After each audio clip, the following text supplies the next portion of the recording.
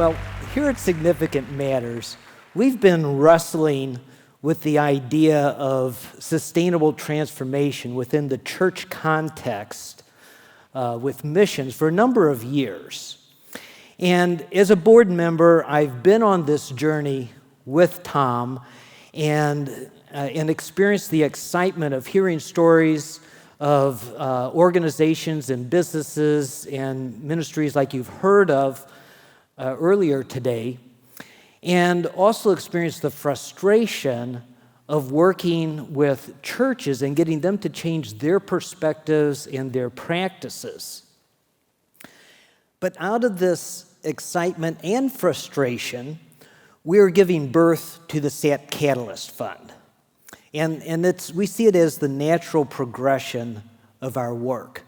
A catalyst is an agent of change. And we're that ingredient which, when added to church missions, can radicalize it to take it to the next level, the Missions 3.0 level. Now, the SAT Catalyst Fund is an impact investing fund.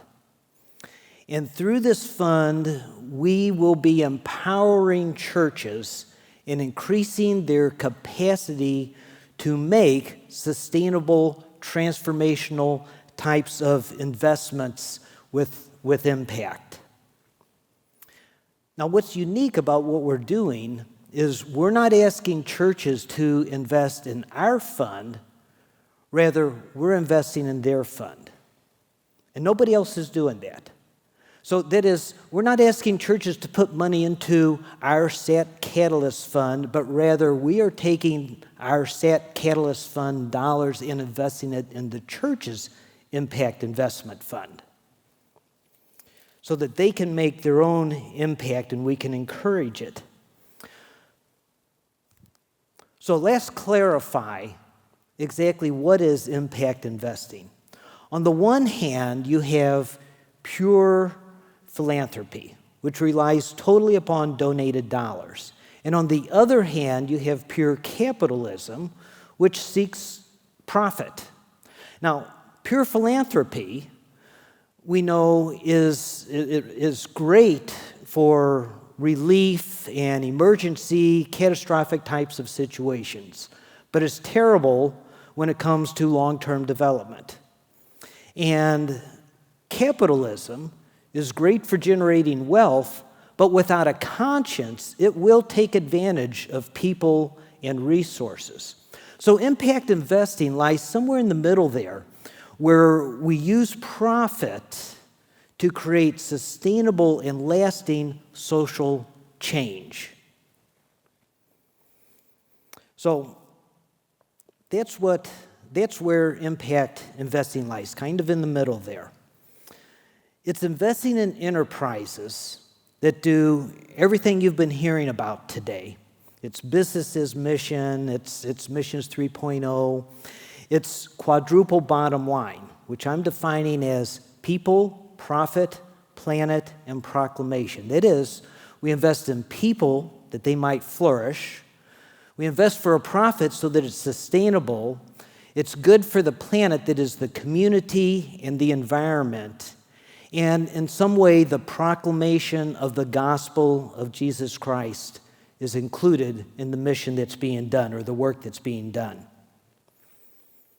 So that's our quadruple bottom line. So let's talk just a little bit about what I mean by transformation. I was in Kyrgyzstan earlier this year with Justin Carney of Agrandize, whom you'll hear from in a few minutes. And while there, we visited a rehabilitation center for drug and alcohol addicts. And they were struggling to keep their doors open when they met a local Christian company which loaned them money and gave them training so that they could start a chicken farm. Now, that chicken farm then enabled or gave the addicts an employment opportunity and something useful to do with their time, and it generated revenue for the ministry. So the company that made the investment made an impact investment.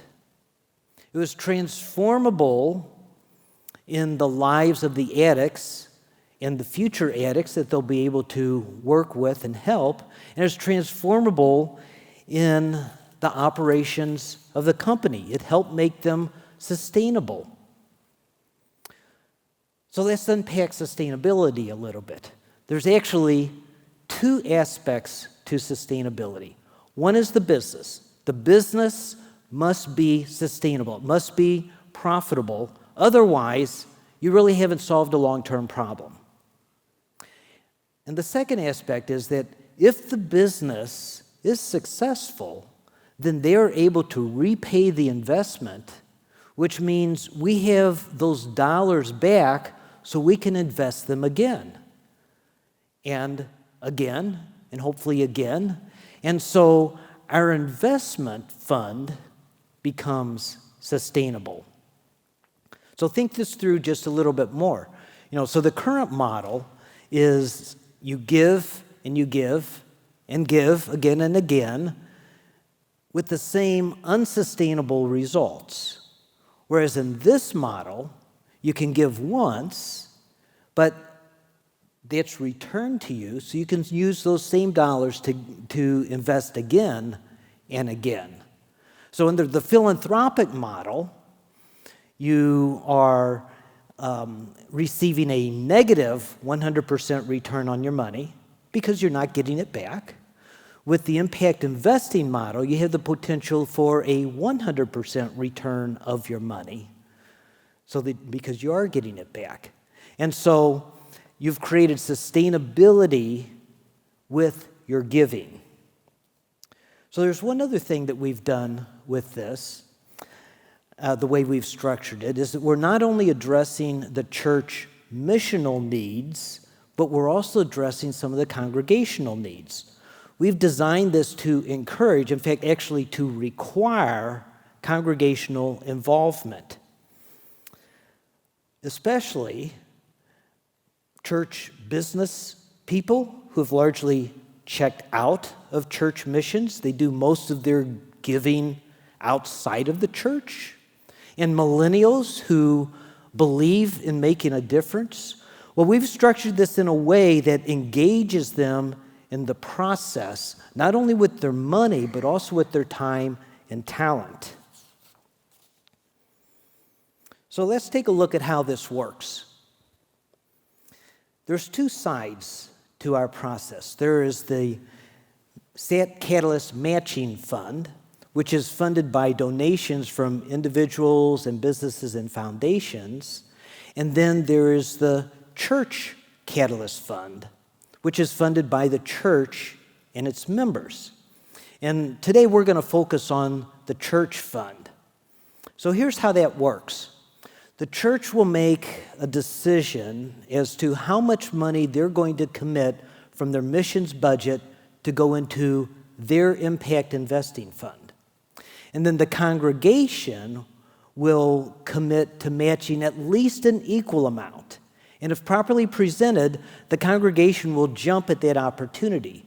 And then the SAT Catalyst Matching Fund will come alongside and also contribute an amount equal to the church budgeted amount, so that $1 budgeted becomes $3 that can then go into various projects. So it's like a 2-for-1 match.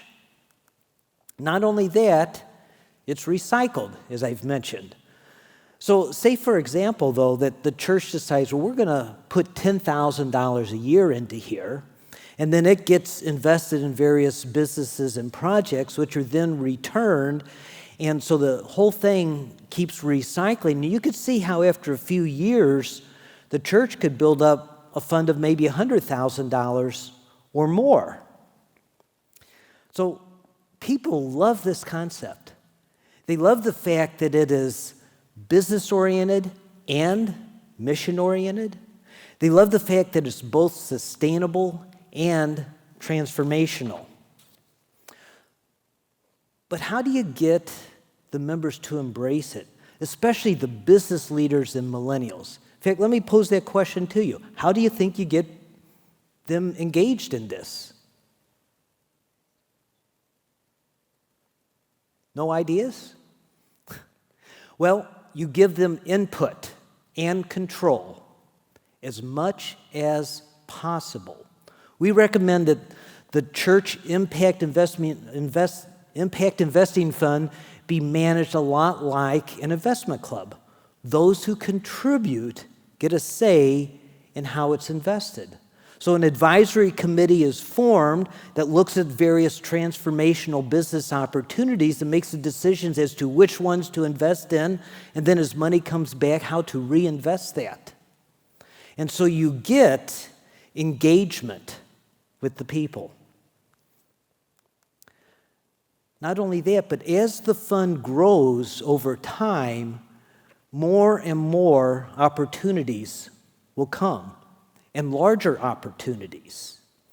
And for example, the church could decide to create its own opportunities. They may decide to fund local entrepreneurs or work with an existing mission that they have a relationship with and help them develop sustainable business operations.